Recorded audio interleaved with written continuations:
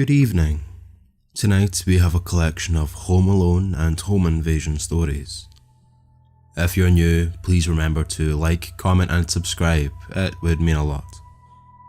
Anyway, without further ado, let's begin. I was 12 and my older sister and I were home alone for the weekend.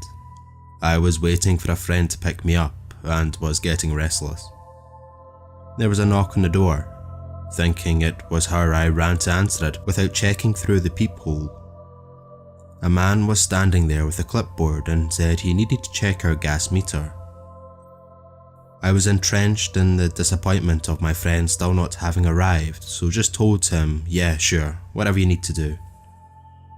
I didn't notice at the time, but he wasn't dressed as a city official. He had on a green and purple shirt with bold stripes like the host of Blue's Clues. He came in and immediately went up the stairs to where our bedrooms were and walked into the open door of my room. The typical girly girl room with pink and glitter. Thank God my sister came down the stairs at almost the exact same moment. She said, "Oh, is that Daphne's dad? Why is he going upstairs?" And I complained about how Daphne wasn't here and was going on about how unreliable she was when my sister cut me off. Wait, if Daphne isn't here, who is that? I said, he's here to read the gas meters. Her face turned white. She flung open the front door and dragged me out, hand clamped over my protesting mouth. She said, "Our gas meters are outside." Neither of us had a cell phone. It was the 60s. And obviously weren't going back in the house to call authorities on the landline phone. Then my ever-resourceful sister had a stroke of genius. A man was walking right by our house and she mentioned him over. She called loudly into the house. "Oh Dad, it's good you're home. A man from the city is here to read the gas meters upstairs." And just like she'd hoped, this man on the street said, "What are you talking about?" The man in the striped shirt bolted out of the house. The man on the street asked us repeatedly if we were okay, if we needed him to stay and wait in the yard with us until our parents came home. He was very sweet. We were so startled that we barely thanked him before slamming and locking the doors and windows. As irate as my sister was that I left someone in the house, she begged me not to call the authorities because my parents left her in charge and she worried she'd be in trouble.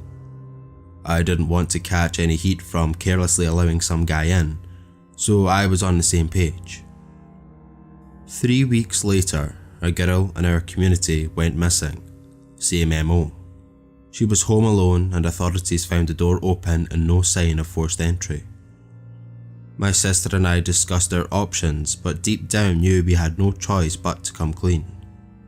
We told the police everything. I don't know if it ever helped, but they did tell us they had reason to believe it was the same man. They also tracked down the man who helped us on the street. Turns out we already knew him. He worked in the butcher shop, we just didn't recognise him. He was lifelong friends with the family after that. Our parents were mortified. They weren't angry with us, just glad that we were okay. Though they did review all the rules of caution and didn't leave us home alone for a while.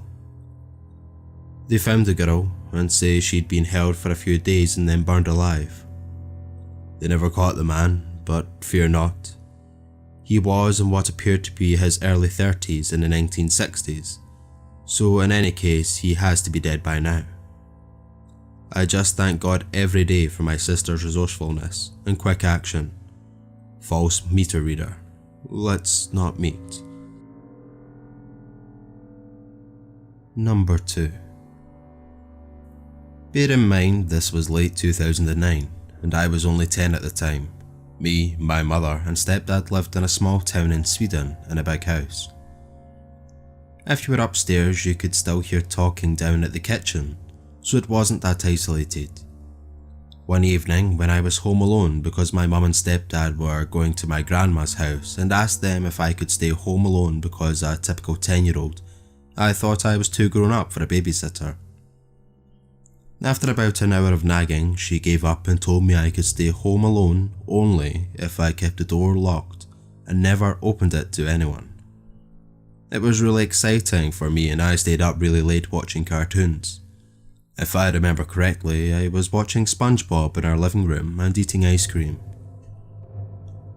After about 5 minutes of eating the delicious ice cream, I was sure I heard a silent knock on the door. I didn't think much of it and continued watching the show. Another 5 minutes passed and I heard the knocking again, but this time it was much, much louder.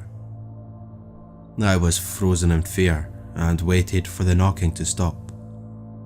After about 30 seconds, the knocking stopped, and the only sound was the TV. I called my mum and she said that she'll be home in 20 minutes and she told me to go into my room and lock the door. I went into my room without turning the TV sound off, so it was pretty loud. I sat in my room and after 2 minutes I heard somebody not knocking, but banging really loud at the door. I was frozen in fear once again. After about 3 minutes I could hear the door lock, turn, and somebody walking in. The person was inside my house while I was home alone. I sat there in my room quiet, and then the TV turned off. The footsteps were louder and it felt like it was coming towards my room. After a couple of seconds, the steps stopped and I could hear knocking on my bedroom door, and an old man said, "Let me in, I have something for you." I started screaming and crying for my mother and the man started shaking the door handle. After 2 minutes I heard a car outside, so I looked out the window and it was my mum. I opened the window and screamed for help and said that there's a man in my home. My stepdad quickly ran to the shed to get his axe and ran up the stairs. The man quickly ran out the back door and my stepdad ran after him into the streets. My mum called the police and my stepdad calmed me down when he got in. This is an experience I will never forget. Number 3. Okay, so my parents left downtown Phoenix for a special meeting they had. I live in Flagstaff, Arizona, so it was a really long ride, about 2 hours long. I was left home alone because my brother and his girlfriend went to go eat somewhere. I was a wuss, so I had turned off all the lights in the house and locked myself in my room, and I had my German Shepherd with me. I was on Skype with my friend and playing my Xbox One. 2 hours passed and it was already 10 PM. I told my friend that I had to go and that I'd talk to him tomorrow. I then shut down my Xbox and turned off my PC and went to sleep with my German Shepherd next to me. 30 minutes later, my German Shepherd jumped out of my bed with its ears up and I saw that he was shivering. I heard my front door open and at first I thought it was my mum and dad, but they usually go through my garage door. After, I assumed it was my brother and his girlfriend. I opened my door and saw that my front door was closed and all I saw was pure darkness. My German Shepherd then ran into my kitchen and barked. I was scared and my German Shepherd kept on barking. I called my friend on Skype and he picked up. I told him that someone had broken into my house and I didn't know who. He said to calm down and to call the cops. At that moment I noticed my dog's barking had stopped. I told my friend to hang on and I went slowly to the kitchen to check it out. My dog was still there, but standing still and not moving.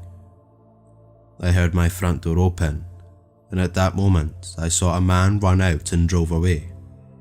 I quickly locked the front door behind him, turned on all the lights in my house and ran to my PC to tell my friend that he had left, but what he said will haunt me for life.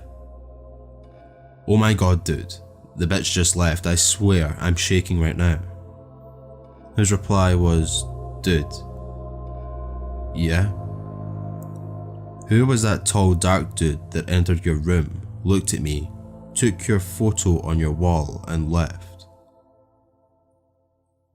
I responded with, "Oh my god, I have to go, bye." So then I looked behind me and my picture was in fact gone. I called my brother to come and 15 minutes later he did. I told him and his girlfriend all about what had happened, and they promised to always stay with me whenever my mum and dad were gone, and that they won't tell mum or dad. I'm never really home alone now, but my brother is always next to me whenever I am. So, to that bitch who broke in my house and stole my photo for some reason, let's not meet again. Number 4. So my husband Ted is in the military. We have generally lived on base every station we have been to because the surrounding towns can be very crime ridden and sketchy, and with my husband gone most of the time, the extra security is appreciated. I work from home due to us moving so often, so one afternoon I was taking a break. I'd made a bite to eat and was snuggling up on the couch with my dog. That's when I heard the sliding glass door open. It was so nonchalant. I thought it was Ted. I saw my cat run from the kitchen and a shadow standing near the door entering it. I thought maybe he had come back for something, so I called out for him and was like, "What are you doing home? Did you forget something?" There was no answer. This is where I just got an eerie feeling. After I asked what he was doing here, I saw the shadow move and heard the click on the sliding door lock. From there, he walked to the laundry room and shut the door. I still had received no response, so I'm sitting on the couch scared out of my mind, and I call my husband hoping to hear his phone in the laundry room. I didn't hear a ring, but he answers. I asked him why he came home and didn't answer me. All he can say is, "That wasn't me. Grab the dog and get in your car." So I freak. After getting off the phone with Ted, I grab the dog and run to my car, from where I call the military police. Waiting for them was probably the longest 20 minutes of my life. When they got there, they cleared the house and found no one. They asked me to make a statement, and even they were baffled that someone would try this on a base. We still live here, but I'm so scared he will come back. Number 5. It was the middle of summer, and my parents had left for the weekend to go to our house in the Cape Cod. It's about a 2-hour drive away, so it's no big deal for them to leave me alone for a few days. My mum had made some pulled pork and pasta for me to heat up to eat whenever, and I had some money if I wanted to order a pizza. Things were all good. The first night I was alone, I stayed up till 3 in the morning playing Xbox, so I woke up really late the next day.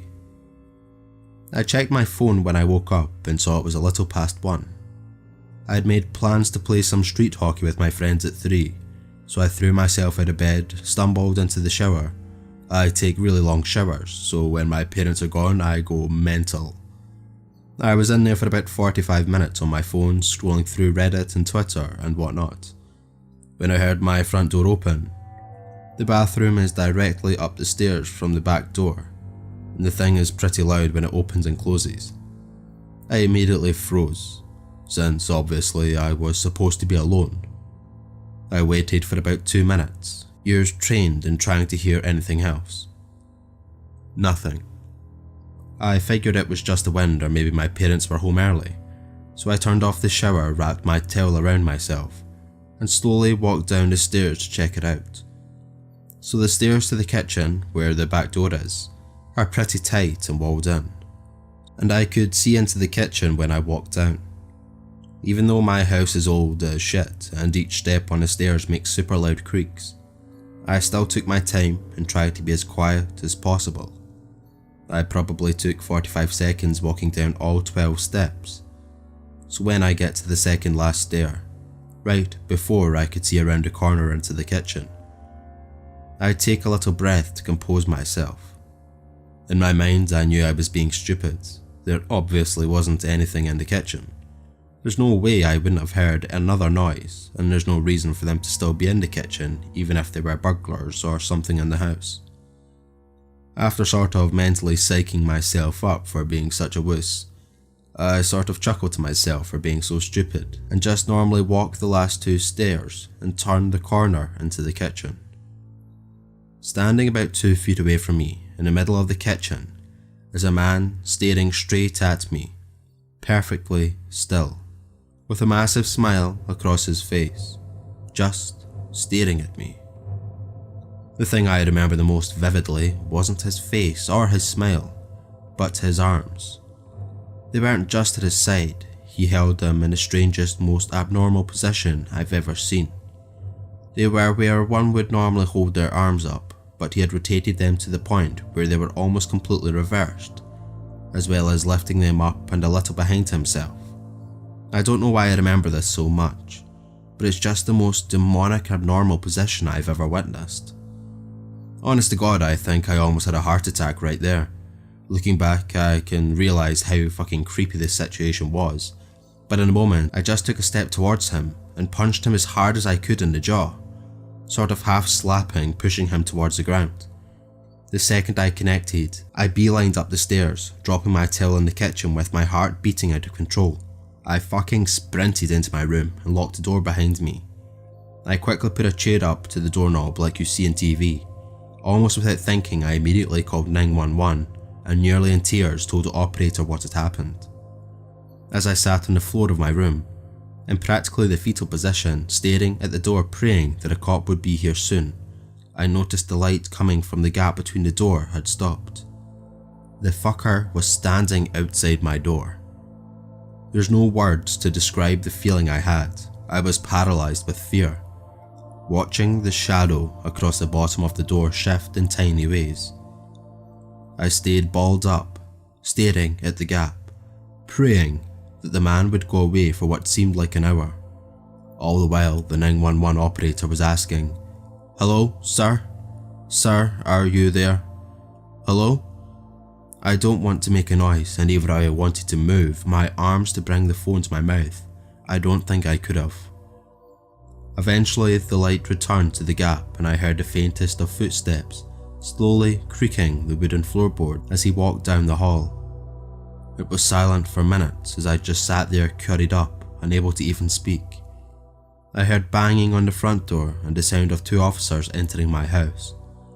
I finally felt safe, and I opened the door to the 2 of them standing there, and I almost cried. Nowadays my parents don't even leave me home alone anymore, thank God, and I check every lock on the house before going to bed. I still get nightmares occasionally and my heart starts racing whenever I see someone standing still, but I'm doing alright, I guess. Even working with sketch artists in a few lineups, the police never found whoever the fuck was in my house.